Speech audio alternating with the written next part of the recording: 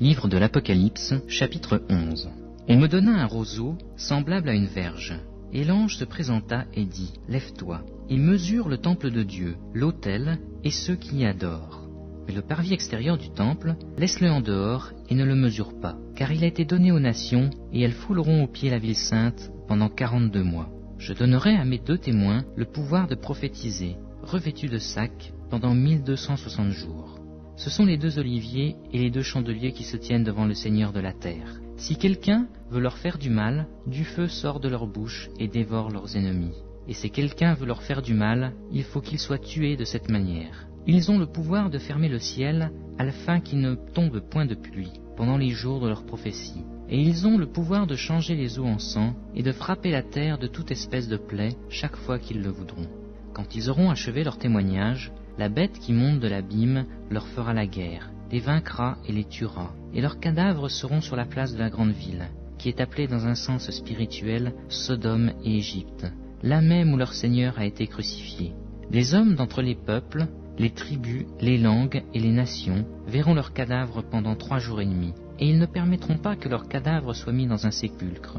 Et à cause d'eux, les habitants de la terre se réjouiront et seront dans l'allégresse. Et ils s'enverront des présents les uns aux autres, parce que ces 2 prophètes ont tourmenté les habitants de la terre. Après les 3 jours et demi, un esprit de vie, venant de Dieu, entra en eux, et ils se tinrent sur leurs pieds, et une grande crainte s'empara de ceux qui les voyaient. Et ils entendirent du ciel une voix qui leur disait « Montez ici !» Et ils montèrent au ciel dans la nuée, et leurs ennemis les virent. À cette heure-là, il y eut un grand tremblement de terre, et la 10e partie de la ville tomba. 7000 hommes furent tués dans ce tremblement de terre, et les autres furent effrayés et donnèrent gloire au Dieu du ciel. Le second malheur est passé. Voici le 3e malheur vient bientôt. Le 7e ange sonna de la trompette.